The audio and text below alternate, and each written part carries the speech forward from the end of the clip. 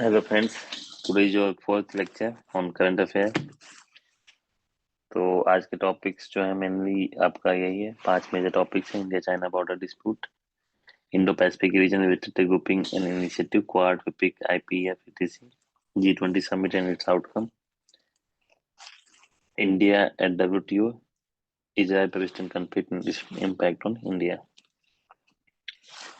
ठीक है, तो आज का पहला टॉपिक आपका WTO और इंडिया है। तो since beginning of the GATT क्या है? हाँ, गेट है General Agreement on Tariff and Trade. General Agreement on Tariff and Trade, the predecessor of the WTO। And GATT क्या था? उसका कोई सेक्रेटरिएट नहीं था, परमानेंट मेंबर नहीं थे। तो WTO का फॉर्मेशन हुआ था जनवरी 1995 से, उरुग्वे राउंड जो मिनिस्टर कॉन्फ्रेंस था वहां पे। ठीक है, since the India is member of the WTO since beginning, crucial discussion on the multilateral trade negotiation. जो भी मल्टीलेटरल इंटरनेशनल ट्रेड होता है उसके लिए क्रूशियल होता है। मिनिस्टर जो भी डिस्कशन होता है इम्पोर्टेंट होता है। ठीक है, इंडिया क्या पोजीशन है? इनिशियली डिफेंसिव था, मतलब इंपोर्ट सब्स्टिट्यूशन जो फॉलो करते हैं पॉलिसी। इंपोर्ट सब्स्टिट्यूशन मींस कि आ, कोई भी चीज हम इंपोर्ट करने जाए उसका सब्स्टिट्यूट प्रोडक्ट यूज करें, इंपोर्ट सब्स्टिट्यूशन। ठीक है,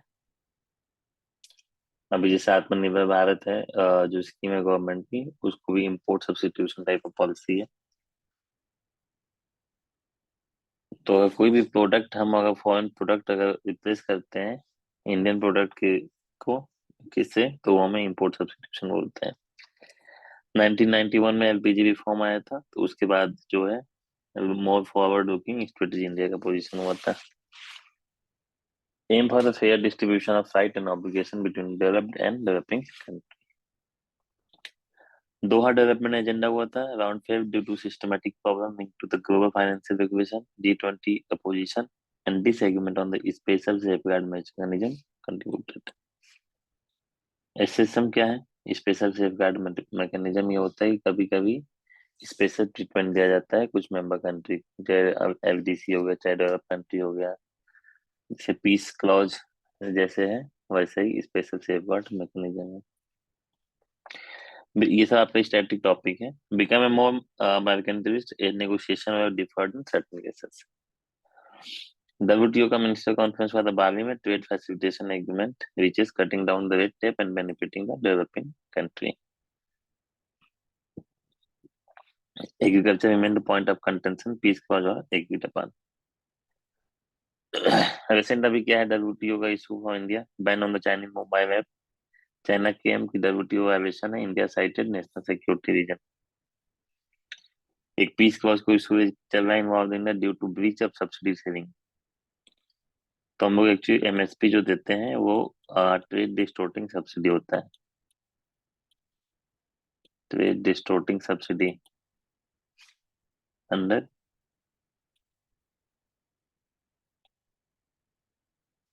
amber box. Okay, facing the question from the other WTO member. Fishery subsidy, India reject the agreement, draft seek equitable regime and stand still on fishing. WTO का reform क्या है? Appellate body reform. Propose include the selection process for the member, 90 days report norms and limiting judicial overreach. Special and differential treatment. Developing country fight to preserve the entitlement and developed country contention debated. ठीक है, तो Spencer and differential treatment के ऊपर भी हुए। Toward the sustainable SDG, oriented trade negotiation, challenges in achieving the consensus, plurilateral negotiation proposed for progress. Despite the economic diversity, maintaining multilateral dialogue is essential for the functioning of the effective WTO system. तो major issue जो आपका यही है, Chinese का जो mobile का ban issue, Chinese जो आपका ऐप है उसको बैन कर दिया गया था, तो उसके ऊपर WTO के ऊपर क्वेश्चन होता है। फिर ट्रेड के ऊपर क्वेश्चन होता है। तो जो बार बार एग्जाम में आता है, तो पूछते हैं कि एम्पर बॉक्स पूछते हैं। क्या है कि एक तो उसमें क्या है कि 10% आपको सब्सिडी देने का अलाउ है डेवलपिंग कंट्री के लिए, 5% किसके लिए है, डेवलप करने के लिए, डेवलप कंट्री के लिए है।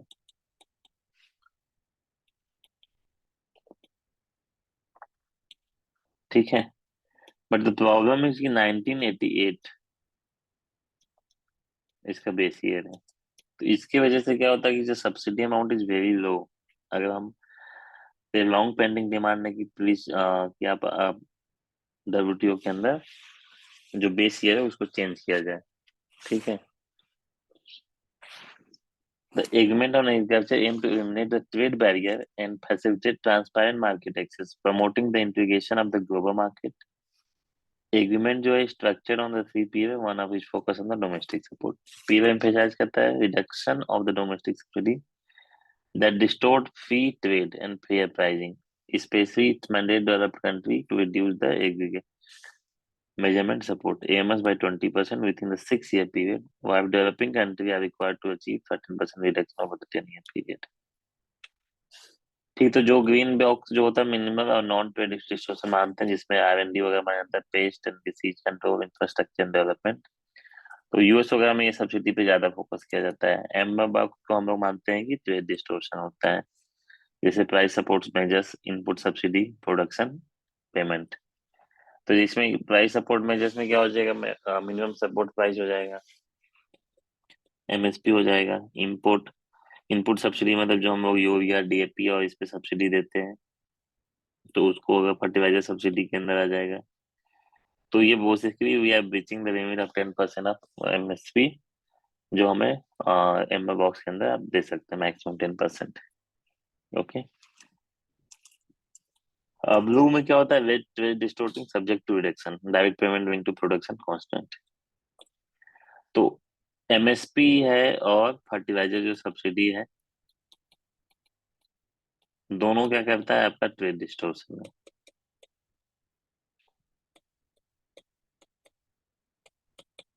ओके।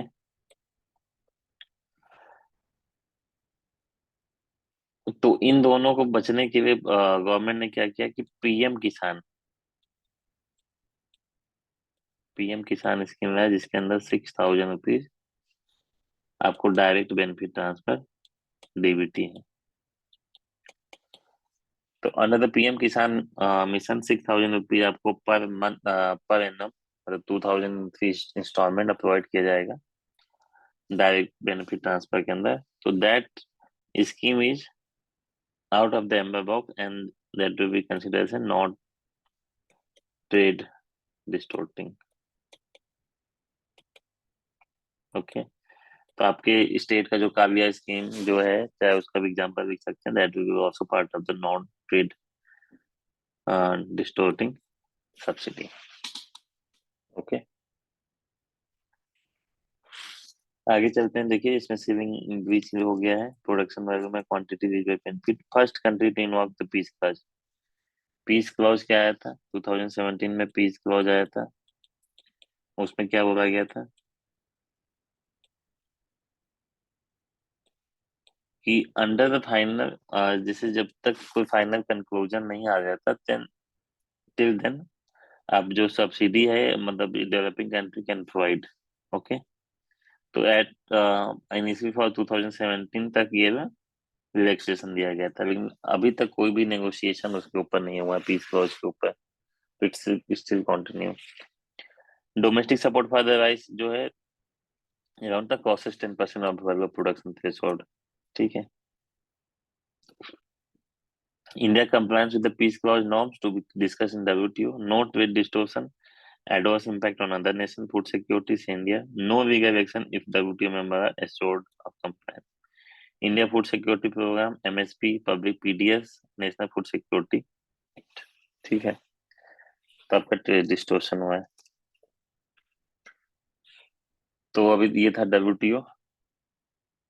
आपका नेक्स्ट टॉपिक है G20। G20 आपके एग्जाम के लिए बहुत ज्यादा इंपॉर्टेंट है, इंक्लूडिंग ऐसे टॉपिक, क्योंकि इसका जो समिट क्या हुआ था, इंडिया में हुआ था, दिल्ली में। ओके, तो देखते हैं क्यों इम्पोर्टेंट है। जो अगला समिट का होगा, ब्राजील में होगा। इसके पहले कहाँ था, इंडोनेशिया में था, तो उसको ट्रोइका बोलते हैं, ट्रोइका। तो अभी किसके पास प्रेसिडेंसी चाहिए, पिछला किसके पास था, जो नेक्स्ट इसके पास होगा, that will be called as troika. तो let's see about the G20 summit. तो what was the theme, the one earth, one family, one future. इसको हम लोग वसुधैव कुटुंबकम बोलते हैं, the whole earth is our family. ये आपको महाउपनिषद से लिया गया है। ये if you are putting these word in your essay or some अगर आंसर्स में आप लिखते हैं, that will fetch good marks. So that is the keyword, Mahaupanishad, one earth, one family, one future, वसुधैव कुटुंबकम।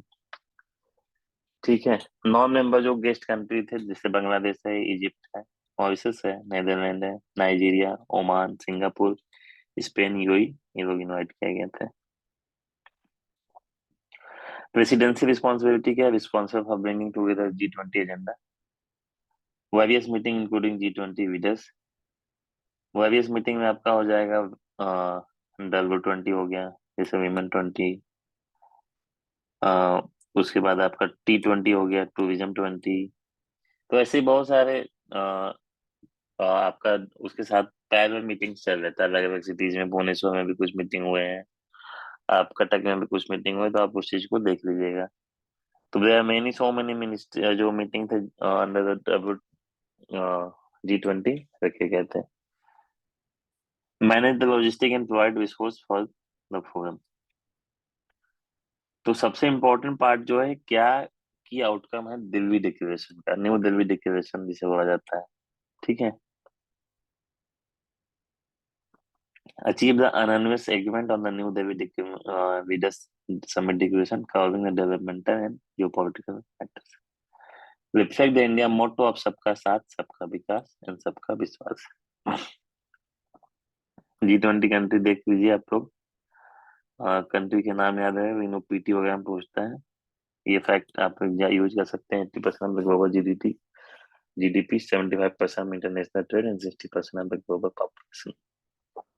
ओके, तो let's see the key outcome of the G20 New Delhi leaders declaration.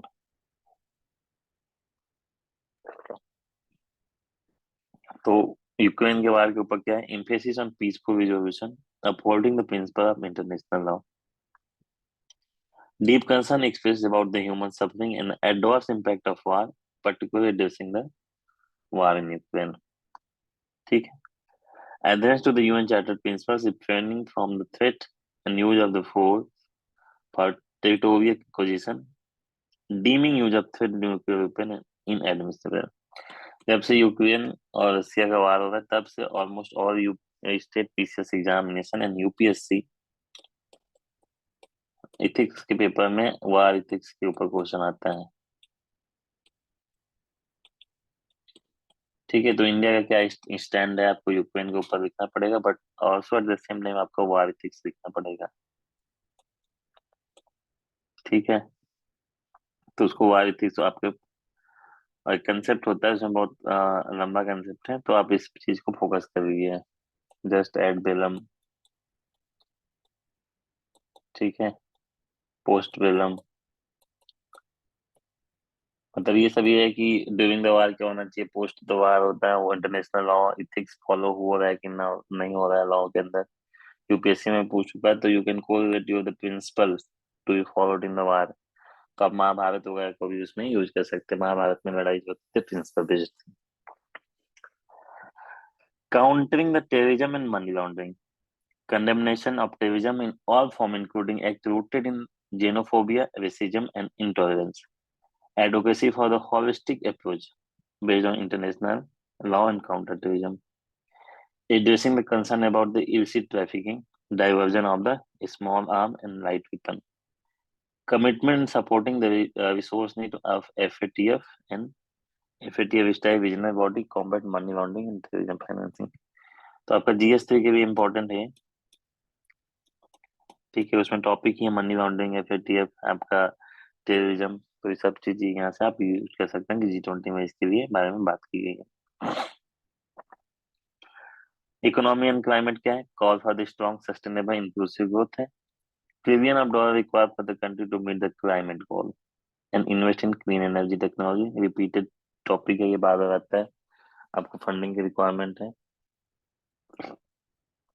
Urging reform of international financial institution and managing debt vulnerability in low and medium income country. Initiation of the exchange of tax related information on the crypto assets by 2027. Emphasizing the energy transition, phasing down the unweighted coal power and eliminate the inefficient coal fuel subsidy. ठीक है, तो ये COP28 में भी similar चीजें थी। Need for the well calibrated policy to promote the growth, reduce inequality and maintain financial stability. Global growth क्या है? Reiterated the need for well calibrated policy to promote the growth, reduce inequality, maintain financial stability. Same चीज है, उसी का part था। Stress on the central bank remaining the committed to achieving the price stability. Welcoming the initiative of Financial Stability Board (SSB) and jurisdiction to examine the lesson from the recent banking turbulence. Cross border payment क्या है? Reaffirmation of commitment to achieving global target for the faster, cheaper and more transparent cross border payment by 2027.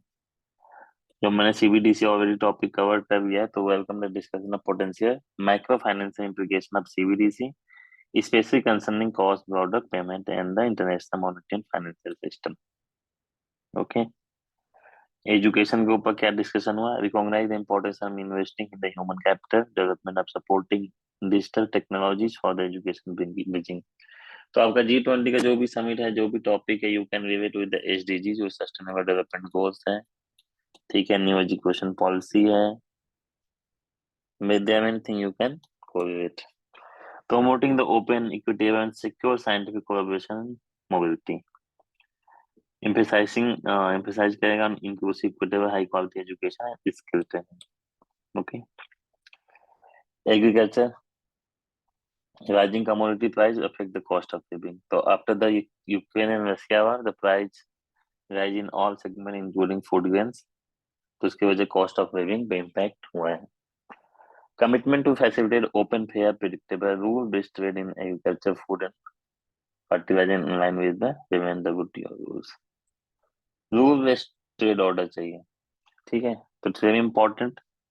Also the rule of origin, वो बोलते हैं RCEP, regional comprehensive economic partnership जो होता है, इस 16 member India ने पार्टिसिपेशन करना था, but India leave the RCEP because rule of origin. The product need to be specified from where the origin of the product, not the manufacturing, the origin.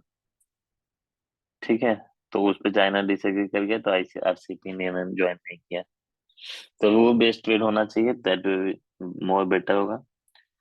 Emphasize on supporting developing country effort to address the food security challenge, aligned with the G20 Deccan High Level Principle Food Security and Nutrition 2023. Religion क्या? Strong condemnation of act religious hatred against individual religious symbol and holy book. Promotion of respect for religious and cultural diversity, dialogue and tolerance. Recognition of interdependence of freedom of religion or belief, freedom of opinion expression, peaceful assembly, freedom of association to combat intolerance and discrimination based on religion and belief. ये सब आपका same जो book इस language का topic है, वो सब चीजें। Corruption, reaffirm the commitment to zero tolerance for the corruption. Urging the strengthening the international cooperation and information sharing combating corruption.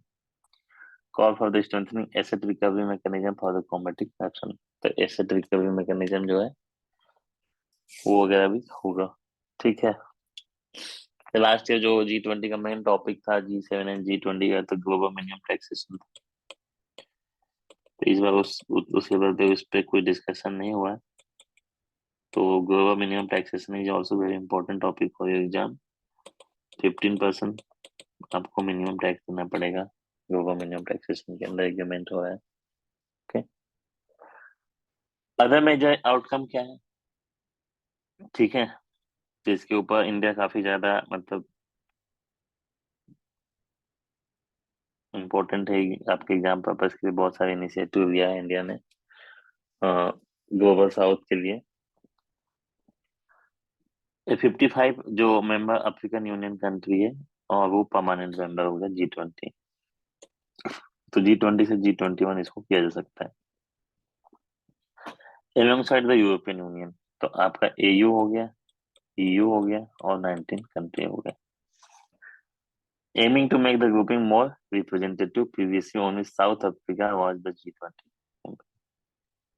ठीक है, तो पूरे कॉन्टिनेंट में, अफ्रीका कॉन्टिनेंट में सिर्फ एक कंट्री था, तो African union and European union दोनों को मेंबर बना दिया गया है आपके G20 का। सिग्निफिकेंस क्या है?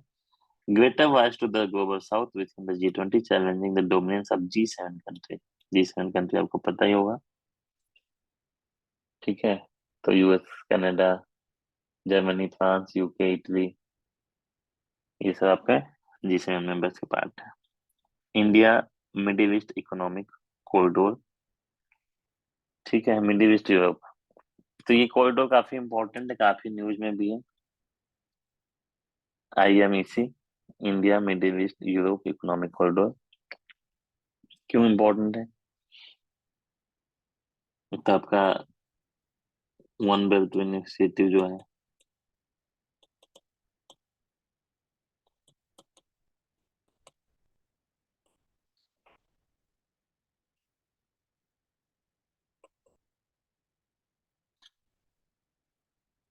चाइना का इंफ्रास्ट्रक्चर प्रोजेक्ट है, जो चाइना पूरे कंट्री को अपने इंफ्रास्ट्रक्चर डेवलपमेंट के नाम पे लोन देता है।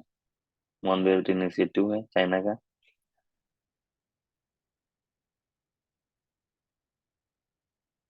बेल्ट एंड रोड इनिशिएटिव उसको भी होते हैं, BRI।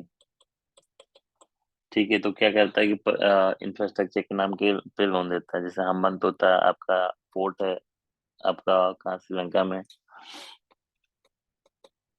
अभी मालदीव में रिसेंटली इलेक्शन हुआ था, तो वहां पे भी प्रो चाइना गवर्नमेंट बन गई है, तो वो भी BRI belt and road initiative के अंदर आपको फंडिंग करता है। तो उस चीज को काउंटर करने के लिए बहुत सारे मेजर्स लिए जा रहे हैं। ग्लोबल गेटवे एक है, चाइना को काउंटर करने की पॉलिसी जो EU का है, ग्लोबल गेटवे। आपका BRI वो था, ब्लू डॉट नेटवर्क, US का है। वैसे India middle east Europe economic corridor बनाया गया है, a multi modal rail and shipping project connecting India with the Middle East and Europe, involving country like India, Saudi Arabia, UAE, Jordan, Israel, European Union, aim to challenging China economic ambition and boosting trade and energy resource digital connectivity. China के influence को कम करने के लिए enhance trade and improve the connectivity in the reason. ठीक है, तो alternative to BRI हम दे रहे हैं, या आई IMEC, इसके अंदर हम लोग अल्टरनेटिव देंगे BRI का। तो उसमें काफी देश पार्टिसिपेट करेंगे, that will be infrastructure project and connectivity project. Climate change क्या है? G20 leader agree to triple the renewable energy capacity by 2030, emphasizing the need to phase down the unabated coal power and highlight the urgency of mobilizing fund for developing country। ठीक है, तो जो अपना renewable energy है उसको 3 times करना है, triple करना है bye 2030। Aim to address the climate change, achieve net zero target emission by 2050 and mobilize the fund sustainable energy technology। Okay, तो इंडिया का टारगेट जो है नेट जीरो का 2070 है, चाइना का 2060 है, यूरोपियन यूनियन अदर कंट्री का 2050 है। ग्रीन डेवलपमेंट पैक्ट इन्विजन करता है, green development pact with the high level principle lifestyle mission life जो है, voluntary principle of hydrogen, Chennai principle for the sustainable resilient blue economy, Deccan principle of food security, nutrition and among other. Aim for the sustainable development, resilient blue economy, food security, nutrition and climate financing। ओके, international solar alliance की जगह पे हम लोग जगह पे नहीं, international solar alliance की तरह हमने ग्लोबल बायोफ्यूल अलायंस लॉन्च किया है। ठीक है, तो US, ब्राजील और इंडिया अलायंस फोकस करेगा sustainable biofuels inaugurated at the G20 summit, reduce energy and economic challenges through the sustainable biofuels. Signify करेगा pivotal moment in the pursuit of sustainable energy solution. ठीक है, तो आपका जो G B global biofuels already मैंने cover करा दिया detail में। तो G20 में लॉन्च हुआ था। Digital public infrastructure. G20 accepted a framework for the system of digital public infrastructure (DPI) and approved the India plan for the global DPI repository. Mentioned the proposal for One Future Alliance, assistant on the implementation of DPI. तो one future alliance की अगर बात होती है तो DPI के अंदर आप लोग देख सकते हैं। Aim to develop, deploy, govern DPI globally. One Future Alliance support for the implementation of digital public infrastructure in low and middle income countries. The reform of the multilateral development bank. ठीक है, multilateral development bank कौन सा है? Basically world bank, IMF, ये सब भी है multilateral development. Member country endorse the G20 roadmap implementing the recommendation of G20 independent review of MDB capital adequacy framework focusing on enabling MDB to use existing resource effectively. Aim to enhance the effectiveness of multilateral development bank utilizing resources. G20 satellite mission. India proposed the G20 satellite mission for environmental and climate observation intended to assist the global south country in environment and climate observation. So very important global south के लिए G20 satellite mission launch हुआ है. Aim to provide environment and climate observation capability to country in the global south. ठीक है, तो एक brief overview आपको G20 के आउटकम्स के बारे में दिया गया है यहाँ पे। ये आपका G20 में क्या क्या मेन पॉइंट्स या की पॉइंट्स थे जो आप देख सकते हैं एग्जाम में, जो पूछा जा सकता है। ओके, की पॉइंट्स वेरी इंपॉर्टेंट है आपके एग्जाम पर्पस के लिए, that you can use in exam.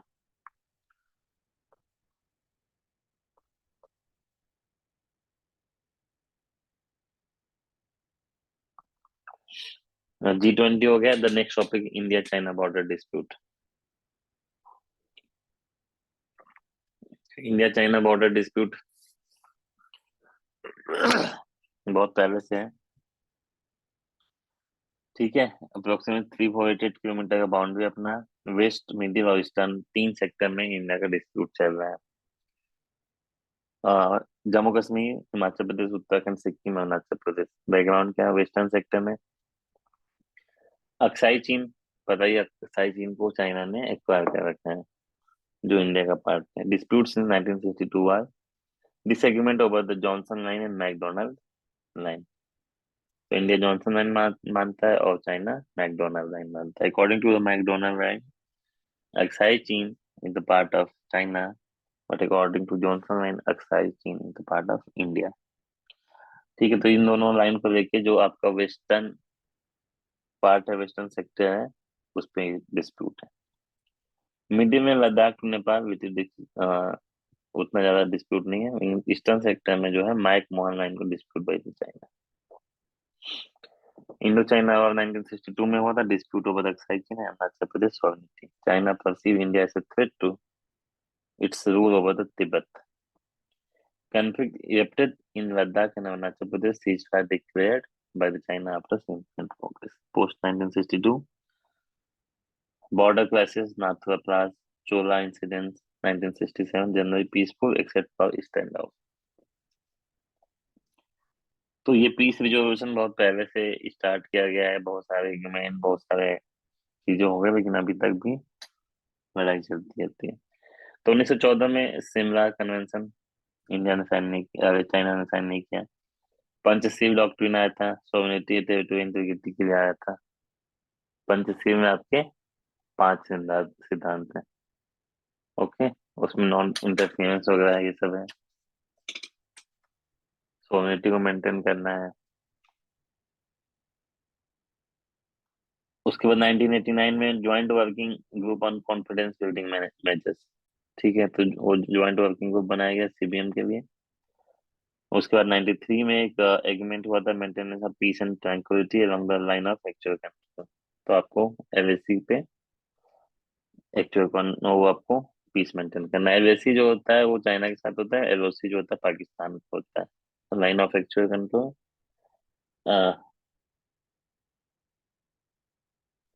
Declared 2003 में, declaration of principle relation with the comprehensive incorporation. Indo China border dispute हुआ है 2012 में, क्या हुआ था, working mechanism for consultation coordination establish हुआ था। अब वेस्टर्न डेवलपमेंट वेस्टर्न डिस्प्यूट क्या क्या हुए हैं, तो इस पे थोड़ा सा देख लेते हैं। चुमार एक जगह है जहाँ पे 16 दिन का स्टैंड ऑफ हुआ था, कंस्ट्रक्शन वर्क नियर चुमार, जो रिसॉल्व डिप्लोमेटिक वे। तो कुछ ना कुछ चाइना हमेशा करता रहता है, कोई ना कोई इशू। ठीक है, तो ये चुमार लद्दाख में आपके। चाइना का border dispute is not only with India, China का border dispute is every nation surrounded by China, चाहे वो रसिया हो, मंगोलिया हो, Kazakhstan, India, Nepal, Bhutan, Myanmar, कोई भी देश हो, सबके साथ है उसका बॉर्डर डिस्प्यूट। बट से stand up Depsang train local joint military exercise, ये सब आपका जम्मू कश्मीर वाला जो लद्दाख पोर्शन उस एरिया में, लद्दाख में है। डोकलाम प्लेटू है भूटान, इंडिया और चाइना के जंक्शन पे, वहां पे 73 डेज का स्टैंड अप हुआ था। तो आपको ये सब नाम याद करने हैं। ठीक है, डोकलाम, जुमार। फिर उसके बाद गालवान में अभी का रिसेंट क्लैश हुआ था 2020 में, deadly clash with casualty occurred in remote Himalayan. No clearly defined border, India unrest to the Johnson and McMahon line, China क्या बोलता है, मकार्डे मैकडोनल्ड चाहिए। Diplomatic and military discussion needed for the resolution, war और military involvement is not viable solution. तो लड़ाई China से क्या कोई वायबल सॉल्यूशन नहीं, ऑलरेडी वी ऑलरेडी डिफीट, हम ऑलरेडी हार चुके हैं चाइना के साथ हुआ है 1962 में।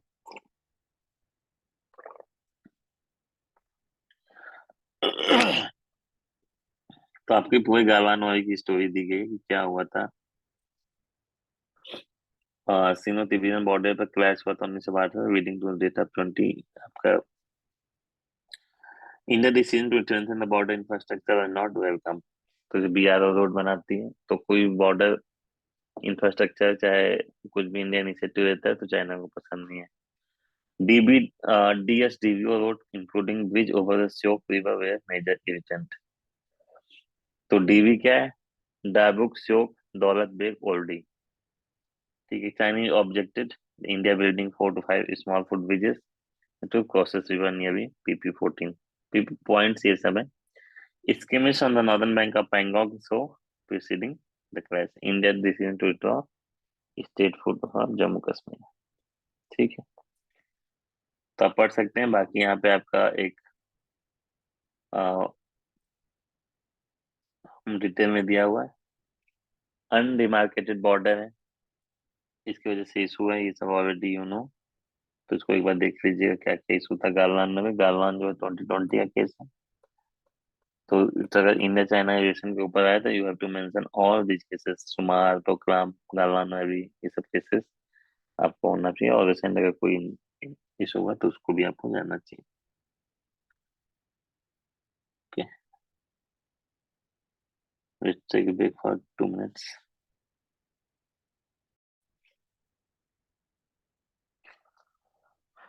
नेक्स्ट टॉपिक है Indo Pacific region related grouping and initiative. तो क्वाड आप लोगों को पता ही होगा, काफी ज्यादा न्यूज में आता है क्वाड। वेस्ट एशिया I2U2 है एक, I2U2 वेस्ट एशिया क्वाड बोलते हैं इसे। एक क्वाड 2 भी है। तो जो 4 मेंबर्स की ग्रुपिंग होती है उसे हम क्वाड बोलते हैं। तो इंडो पैसिफिक रीजन में जो 4 मेंबर की ग्रुपिंग है वो है इंडिया है, यूएसए है, जापान है, Australia. Okay, promoting the free open inclusive Indo Pacific reason. तो सबसे बड़ा जो अभी सबसे ज्यादा इंटरनेशनल रिलेशन में अगर इंडिया के लिए कोई इंपॉर्टेंट टॉपिक चल रही है तो उसको काउंटर चाइना पॉलिसी, चाहे वो IMEC हो इंडिया, IMEC हो, IPEF हो। IMEC क्या है? India middle east Europe economic corridor. वो काउंटर चाइना पॉलिसी है। Quad is also counter China policy. ठीक है, तो India is also involving in every initiative that is a counter China policy. तो Quad is one of the counter China policy है ये भी। Okay. 2007 में revive in 2017 to address the China action in the south China सी। तो south China सी का आपको issue पता है कि 9 डैश लाइन का जो इशू है, जिसपे क्लेम करता है कि चाइना की इट्स और टेरिटोरियल बाउंड्री। ठीक है। Under the UN clause territorial boundary 12 kilometre from the sole lane और sea lane. Okay. But 9 dash line China claim as a territorial boundary, anything happen between the 9 dash line, कोई भी other country की कोई भी जो member है, चाहे आसपास की जो भी कंट्री हो, चाहे फिलीपींस हो, वियतनाम हो, कोई भी उसमें इनिशिएटिव एक्टिविटी नहीं कर सकता। ठीक है। तो उसमें बहुत सारे आइलैंड है, उसके ऊपर डिस्प्यूट चलता है। ठीक है। 2007 में प्रपोजल हुआ था एशिया आर्क ऑफ डेमोक्रेसी। 12 में Shinzo Abe democratic security diamond. 2017 में reenter the Quad to counter China influence. 2018 में trilateral Malabar exercise reinstated in India US Japan. तो मालाबार एक्सरसाइज वैसे इंपॉर्टेंट काफी ज्यादा है। क्वाड समिट 2023 में Australia to host the focusing on the global issue maritime domain and space, climate change, health and cyber security. Objective क्या है Quad का? Overcoming the obstacle to maintain the rule based maritime order, rejecting the coercive act altering the status quo. China के लिए है कि कोई भी coercive act अगर कोई भी जबरदस्ती कुछ कर रहा है, स्टेटस को कुछ चेंज कर रहा है, स्टेटस को मीन जस्ट करता है जैसे है वैसे चेंज कर रहा है, तो देन उसको मेंटेन किया जाएगा। Fighting climate change, fortifying the Indo Pacific region, environmental, energy, health, economic and cyber security. Guiding principle क्या है? Keeping the Indo Pacific water corridor free है, स्ट्रेटेजिक पार्टनरशिप है, weakened the China hold, creating the world wide order based on norms, freedom of navigation and free commerce. तो actually Indo Pacific जो पूरा area है उसके ऊपर China dominance चाहता है। ठीक है। तुवालू है, कुछ कुछ आइलैंड है जिसके की बाती है, कुछ कुछ आइलैंड पे और डोमिनेंस आता है, जिसपे कुछ कुछ को यूएस कंट्रोल करती है। तो क्वाड समिट जो है 2022 की टोक्यो में हुई थी, focus on Indo Pacific growth, terrorism, disinformation and territorial dispute, pandemic preparedness, green shipping network, green hydrogen collaboration, quad fellowship, quad future, semiconductor supply chain initiative, 5G implementation, internet safety and space corporation. Okay. तो आपका ये quad था। Quad dialogue 2021 virtual summit हुआ था, US president Joe Biden emphasize free open, जब same same है। Coordination and China vision, renew resolve the limit of China influence, challenge due to differing interest, economic tie and the lack of agreement in how to promote Beijing। Significance क्या है? Challenge करेगा China influence का, promote the Indo Pacific regionalism, uphold the international legal order, cooperate on the various issue. Japan में क्या है? Promote free and open Indo Pacific, deter the aggression from China, strengthen cooperation on disaster relief, HADR बोलते हैं, humanitarian assistance disaster relief. Climate change, economic development, challenges faced by the Quad, differing interest, China position, lack of institutionalization, domestic constraint. Quad plus can multilateral engagement building on Quad, including additional rising economic. Way forward, coexistence with the other architecture, outline the fundamental principle of rule-based order, prioritize developmental objective, improve the maritime security, cooperation, coordination, regional public good effort, encourage Quad breakout initiative. तो अब एक आपका quad, waste Asia quad भी है। Next topic है आपका Indo Pacific में ही फिपिक। Prime minister जो अपने थर्ड समिट अटेंड किए हैं फिपिक का, कहाँ पे? Papua New Guinea. ओके।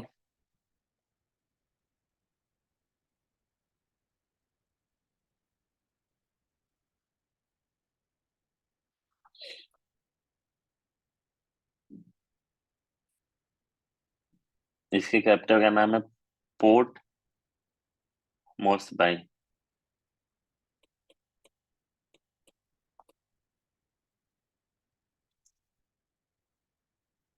आपका थर्ड फिपिक समिट हुआ था। व्हाट इज फिपिक, क्या है?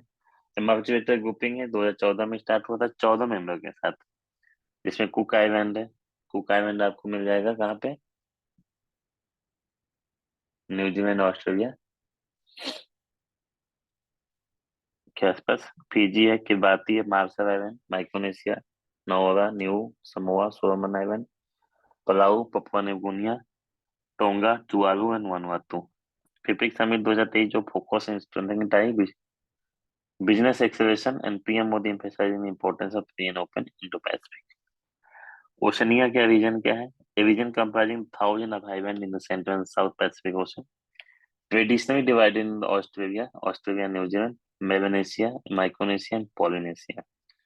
ये जो ऑस्ट्रेलिया के आसपास जो न्यूजीलैंड है, न्यूजीलैंड के ऊपर जो आइलैंड स्टेट है, ये सबको माइक्रोनेशिया, मेलानेशिया एंड पॉलिनेशिया बोलते हैं। ठीक है। Free and open Indo-Pacific.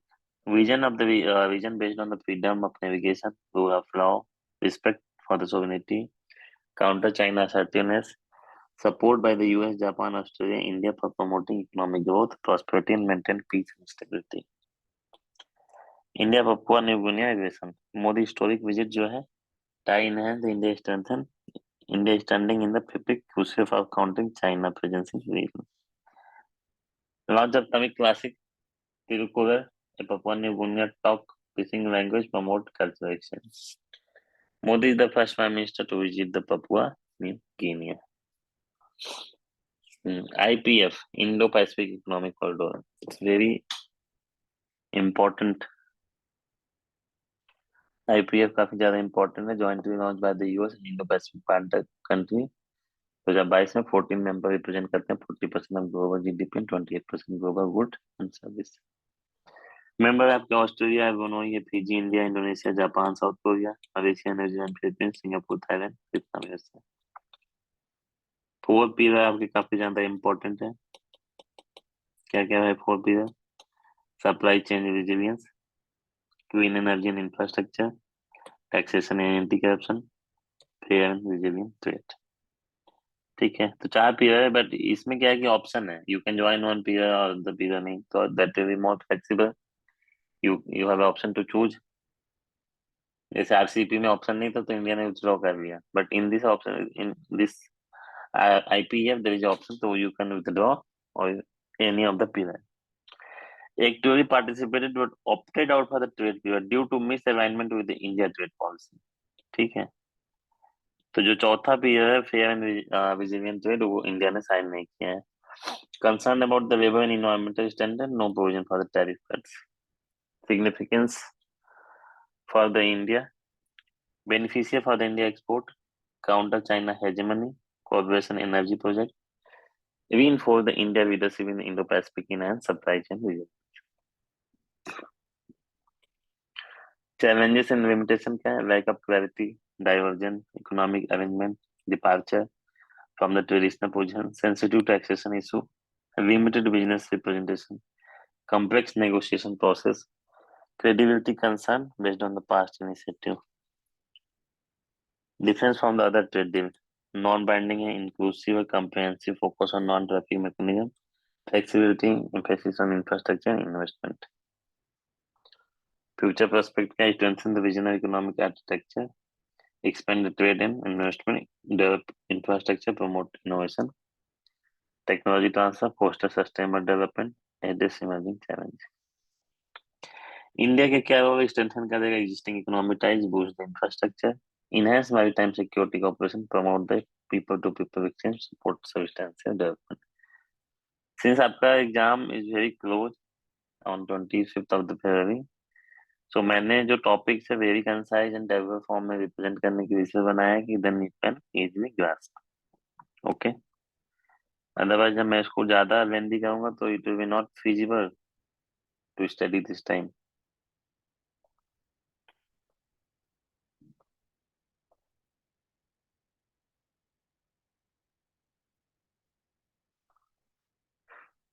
तो टुडे लास्ट टॉपिक है आज का, Israel Palestine conflict and India stand. It's very important topic, all the time news में रहता है from the since जब से लड़ाई स्टार्ट हुई थी, 4 महीने हो गए। ठीक है, हुआ क्या कि recent attack by the Palestinian militant group Hamas.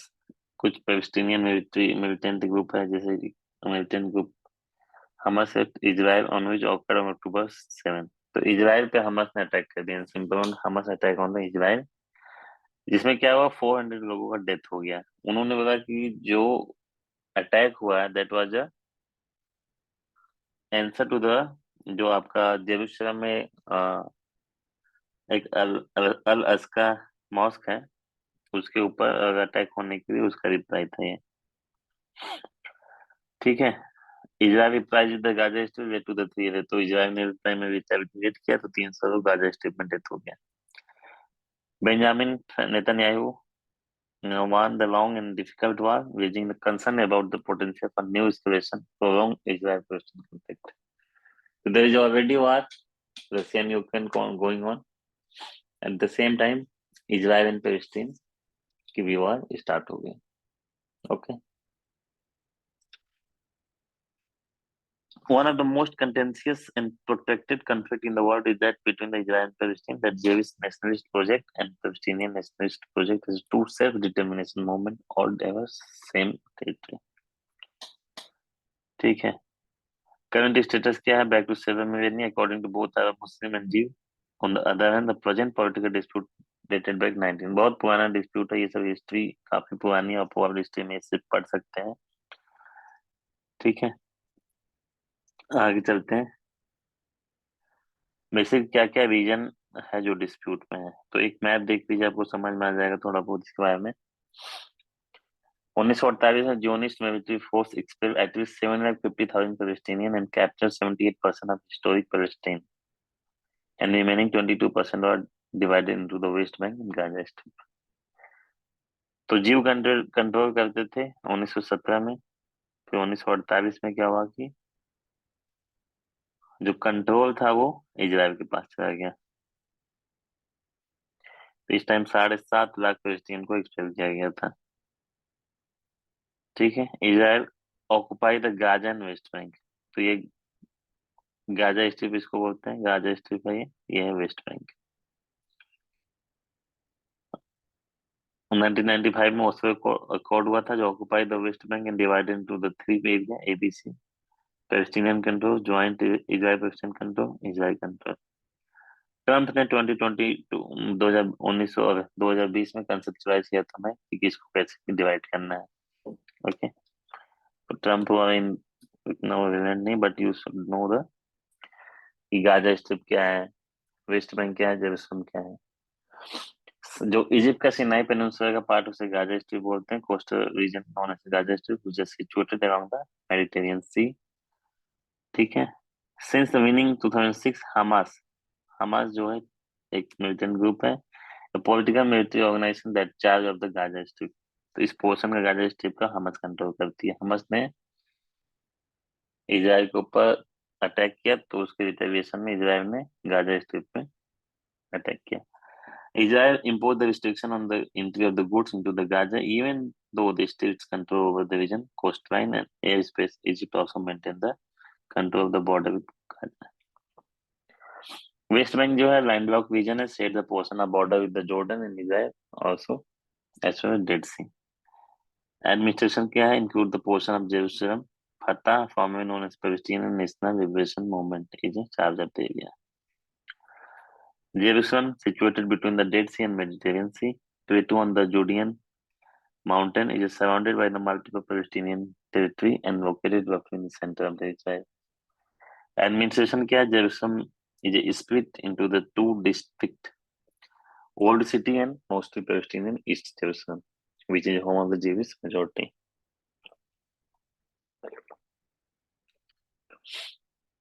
तो आपका इजराइल जो पैलेस्टीन का दो पार्ट होता है, एक गाजा स्ट्रिप जिसे हमास कंट्रोल करती है, एक वेस्ट बैंक है जो फतह तो पैलेस्टीनियन नेशनल लिबरेशन मूवमेंट के अंदर था वो charge. For the three main world religion Islam, Christian and Judaism is extremely important. ये जो जेरूसलम सिटी है, आप लोगों को पता होगा, काफी ज्यादा न्यूज में रहता है। Jerusalem serves as administrative centre of Israel, home to the Knesset as well as the presidency and prime minister residence। ठीक है, तो आप मैप देख लीजिए, काफी ज्यादा चीजें समझ में आ जाएंगी इससे कि कैसे कैसे कंट्रोल कम हुआ बढ़ा है। Israel versus Palestine both side point of view. Israel क्या बोलता है? Have different perspective regarding the conflict. Each side explain the beginning development of conflict. Since biblical time, Israel have strong religion and historical connection with the land. Israel emerged from the Holocaust as heaven for the Jew and worldwide, buffering an anti-Semitism and worldwide escape and danger from neighboring country। 1947 में UN plan ने authorise किया creation of Jewish state. Many Israel place in high priority in security, especially the West Bank and Gaza Strip, which after previous wars terror attack. Some Israeli doubt the Palestinian leadership willingness or ability to address the Israel security concern। Basically जो Jews हैं after the second world war, उनके पास कोई अपना घर था नहीं, तो उन्होंने इजराइल को टारगेट किया अपना घर बनाने के लिए। और जो मोस्ट ऑफ द पार्ट है जो इजराइल का कंट्रोल करते हैं जेविस, और जो अरब मुस्लिम है वो पैलेस्टीन में। Palestine people deep history and culture type with the region. Palestinian refugees have been created since the state Israel was founded। Israel occupation of Gaza is oppressive kind of colonization and caused them great suffering। Gaza portion जो Palestinian support UN resolution 194 provision regarding the refugee right to return home। International standard consider Israel establishment on the West Bank is illegal, which present the obstacle and establishment of Palestinian state। ठीक है, तो अभी current में क्या हुआ, ये सब जैसे हिस्टोरिकल बैकग्राउंड है कि इजराइल पैलेस्टीन का क्या क्या कंफ्लिक्ट है, कैसे कैसे हो, बट प्रेजेंटली क्या चल रहा है, इंडिया का क्या स्टैंड है, that is more important for your exam purpose. ठीक है, तो कंफ्लिक्ट जो ओरिजिनेट हुआ था Hamas militant attack, Israel forces and civilian capturing many of them forces and declaring national emergency. अभी तक around 23,000 people are dead since, अब जब से अटैक हुआ 2023 पीपल हुआ, जब से वार स्टार्ट हुआ तब से डेथ हो चुका है। According to Hamas the attack was carried out the retaliation of Israeli military action in the West Bank and the event occurred at the Jerusalem Al Aqsa mosque. ठीक है, तो इसके रिटेलिएशन में हमास ने attack किया था। Gaza, which are ruled by the Hamas, fired more than 5,000 missiles। There was a casualty from the skirmish on the both side of the border। उसके बाद ऑपरेशन आयरन स्वॉर्ड इजराइल के defence force ने लिया, launch operation iron sword the hitting the Hamas target in the Gaza से part of operation. जो Hamas जहां जहां रहता है उसको टारगेट करके मारने लगी। Israeli government had made a decision to destroy the Hamas, launch ground invasion in the Gaza, turn over control of region and special authority। But जो हमास वाले काफी ज्यादा टनल हैं वो सब बना रखे हैं, तो इनको सेफ्टी हो जाता है, सुरंग वगैरह बहुत बना हुआ है। Potential result consequence for the region, possibility of wider regional conflict.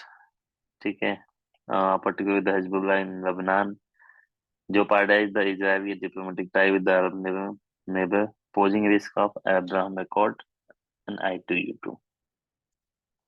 I2U2 क्या है? Israel, India, US and UAE। Potential for the Gaza to receive the reinforcement from neighboring nation। Hostage problem, possible invasion जो है complicated the Hamas threat to the of hostage, fate of hostage in never certain during the ground invasion, implication after invasion। Uncertainty about the long-term political resolution after the military intervention। Historic obstacle है, Israel is overcome when it's previously occupied Gaza। Region क्या conflict का? तो comparing competing the claim of Jerusalem captured by both Israel and Palestine. Jerusalem सबको चाहिए, ऐसे Judaism is Jews and Christianity का main centre है। Increase the number of Israeli settlement in the West Bank which are considered illegal by the most of the international community. तो West Bank में जो Israel का settlement है बढ़ते जा रहा है, The lack of consensus on the status of Palestinian statehood. The political division among the Palestinians between the Fatah and Hamas. तो वेस्ट एंड गजा में खुद ही ऑलरेडी डिवीजन है. Lack of pursuing peace process by both sides. The recent normalization of relations between the Israel and some Arab country has raised the hope for the resolution to the conflict, but remains sincere whether these engagements will lead to the lasting peace. India का क्या position है conflict 1947 से अभी तक का India का क्या position है? India voted against the partition of Palestine in UN Assembly in 1947. India actively supported Palestinian cause of refuge to establish the full diplomatic relations with Israel. India was one of the first countries to recognize the Palestinian Liberation Organization in 1964. India was among the first to recognize the state of in 1988. ठीक है, तो 1992 तक almost India support कर रहा था Israel. Okay, after the 92 India started following the de-hyphenated policy and engagement with the Israel. India ने adopt किया policy request policy 1990 treating Israel and Palestine as independent. काफी ज्यादा इंपॉर्टेंट है कि 1992 के पहले के जो है वो पूरा पैलेस्टीन को सपोर्ट कर रहा है. After the 1992 India started the west look west policy, link west policy, जिसके अंदर क्या है कि हम डी-हाइफनेटेड पॉलिसी को अपनाते हैं. India established four diplomatic ties with Israel 92 while continuing to support Palestinian cause. India opened representative office in Palestine in Gaza in 1993 with accepted to Ramallah. India voted in favor of accepting Palestine as a full member of UNESCO in 2011. India abstained from voting against the Israel in UNHRC in 2015. Prime Minister Modi or visit 2017 Israel in first time. अभी आपको पता चल गया India का stand क्या है. India abstained from voting Arab resolution calling for humanitarian truce in Gaza in 2021. India supported Canadian resolution condemning the Hamas attack on Israel. India reiterated support for the two-state resolution, two-state solution. Exam में भी आ चुका है कि to state solution किसके लिए between Israel and Palestine. India diplomatic and political effort. India should continue to engage in diplomatic and Arab world and Palestine. India should ensure all party consensus with the Middle East policy. India should regulate fringe group that spread the disinformation and undermine its regional stability. ठीक है, तो सब मिला जुला कि 1992 पहले के जो थी वो पैलेस्टाइन को सपोर्ट करता है. आफ्टर 92 जो diplomatic tie with the both country including the support of two nation theory and de hyphen policy. Political impact का recent support for Israel in conflict could significant repercussion. क्या क्या repercussion हो सकता है? Could harm India de hyphenation policy in West Asia जो prioritise tie with the both Arab world and Israel. दोनों के साथ रिलेशन खराब हो सकते हैं. कॉन्फ्लिक्ट की वजह से इन्फ्लेशन इन इंडिया बढ़ सकती है. Heavy demand important oil and gas oil important है तो उससे बढ़ सकती है. Rising oil price could also lead to the depreciation of Indian rupee. Furthermore conflict could disrupt the trade between India and Israel जो इसको भी डिस्कस क्या कर सकते हैं जो अराउंड 10 बिलियन है. The conflict could also impact remittances from the West Asia. ठीक है, which constitute substantial source of income for India. Moreover safety of Indian expatriate in West Asia could jeopardize its conflict escalated. क्या किया जा सकता है way forward for solution? Adopt the Arab peace initiative. Arab peace initiative proposed by the Saudi Arabia in 2002 offered the viable framework for lasting peace, called for the establishment of Palestinian state based on 1967 border with full recognition for Israel. Treat the conflict to Israel-Arab. Conflict extend beyond the Israel-Palestine, involving the Arab nations like Egypt, Jordan, Israel, Syria. These countries should actively participate in negotiation and final agreement should be formally recognized by all parties, including UN, UNSC. UNSC को involvement करके piece broker बना जाए, piece को establish किया जाएगा. Middle east becoming another battle ground. UN reservation 2334 condemn the Israeli settlement in Palestine and terrorism occupied since 1967, including East Jerusalem. Illegal settlement in the West Bank must be dismantled promptly. Implement the ICC ruling, International Court, Criminal Court. Allow the investigate war crimes committed in the Palestinian territory or West Bank and Gaza. India as a mediator. India has strong tie with the both Arab world and Israel position. Potential mediator, तो ये आपका mediator India दोनों ही case में, Ukraine Russia के case में भी लिख सकते हैं और इजराइल प्रेसिडेंट के केस में भी लिख सकते हैं। ठीक है, आईसीसी का जो रूलिंग है, जो वार क्राइम्स को इन्वेस्टिगेट करने के बोलता है, उसको भी सपोर्ट करना चाहिए। यूएनएससी रिजर्वेशन 2334 आपके इम्पोर्टेंट है, जिसमें बोलता है कि जो इलीगल सेटलमेंट है आपका वेस्ट बैंक में, उसको भी डिसमेंटल करना चाहिए। यूएनएससी को इन्वॉल्व करके पीस ब्रोकर बनाना चाहिए। Free the conflict with Israel Arab. बाकी आपको कंक्लूजन लिख दीजिएगा कि क्या क्या हो सकता है। Okay, that's it for today. Thank you.